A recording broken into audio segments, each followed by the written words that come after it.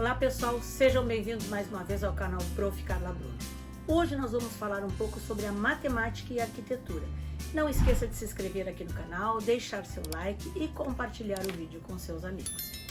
Bom pessoal, a primeira pergunta que eu vou fazer agora é a seguinte: como a matemática influenciou a arquitetura e, consequentemente, a vida das pessoas?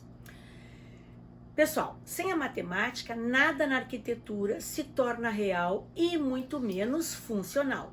Nós sabemos, por exemplo, que no Egito o domínio de áreas, razão, proporção, ângulos e a proporção áurea possibilitaram a construção de edificações de um porte inacreditável, né, para aquela época. E essas edificações que existem até hoje. A proporção áurea, a primeira, né, a áurea permeia, na verdade, a arquitetura em diversos contextos. E a razão matemática é aproximadamente 1,618. Isso é bem arredondado, tá, pessoal? A proporção áurea é um conceito matemático que surge quando uma linha é dividida em duas partes e assim obtemos uma razão especial entre esses dois comprimentos. A influência da proporção áurea na arquitetura não é apenas uma lembrança do passado, ela continua sendo uma ferramenta valiosa para os arquitetos contemporâneos. Os designers hoje, eles estão incorporando a proporção áurea em projetos inovadores de diversas maneiras, desde edifícios modernos até objetos de decoração. Uma das maneiras mais comuns que nós encontramos essa proporção é nos elementos arquitetônicos, como janelas, portas, pilares e paredes. E temos ainda a proporção áurea utilizada na disposição dos espaços internos, como a distribuição de salas, corredores e áreas de convivência. Esse uso da proporção ajuda a criar uma sensação de harmonia e fluidez dentro desse ambiente. Mas como nós podemos relacionar as aplicações matemáticas com a arquitetura desde a antiguidade até os nossos dias? Bom, primeiro a arquitetura e a matemática, possuem uma profunda relação. Na execução de um projeto, por exemplo, o arquiteto, ele tem a responsabilidade de realizar diversos cálculos. Aqui eu posso citar alguns exemplos. Por exemplo, o consumo do revestimento de pisos, azulejos, de tijolos, de telhas que serão utilizados. Calcular o volume do preenchimento de uma laje. Calcular a inclinação de um telhado ou de uma rampa. E temos também a utilização da geometria nas obras, né?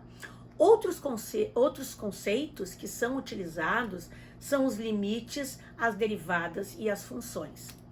Mas como nós podemos fazer essa relação entre a matemática e a arquitetura no nosso planejamento, no nosso dia a dia, para os nossos estudantes? Muitos dos conceitos explorados na arquitetura, eles estão diretamente relacionados a objetos de conhecimento matemático, como a percepção espacial, a representação bidimensional e a tridimensional, as medições, os dimensionamentos e orçamentos, todos eles se entrelaçam com diferentes eixos da matemática, especialmente, claro, o da geometria. Então, nós podemos elaborar um projeto ou uma sequência didática, né, utilizando as características das edificações, por exemplo, do nosso bairro.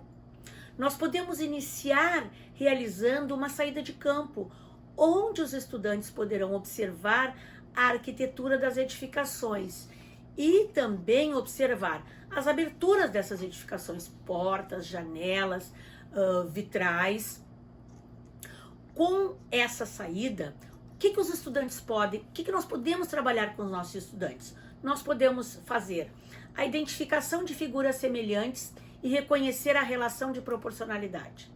Eles podem reconhecer as aplicações das relações métricas do triângulo retângulo. Eles podem também relacionar diferentes poliedros ou corpos redondos com suas planificações ou vistas.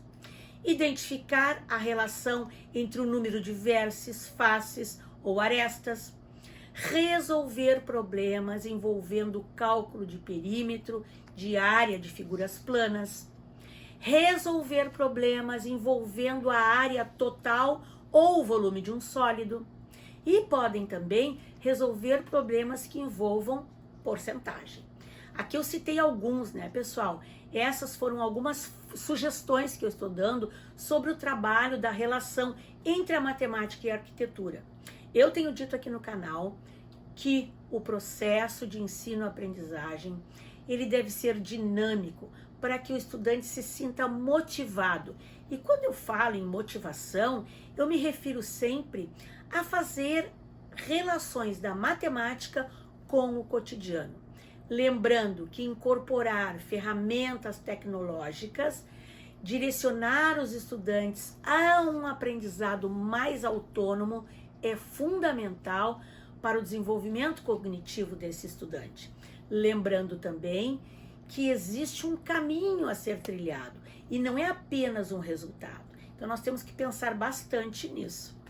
Pessoal, por hoje nós ficamos por aqui. Te inscreve aqui no canal, curte e compartilhe os nossos vídeos.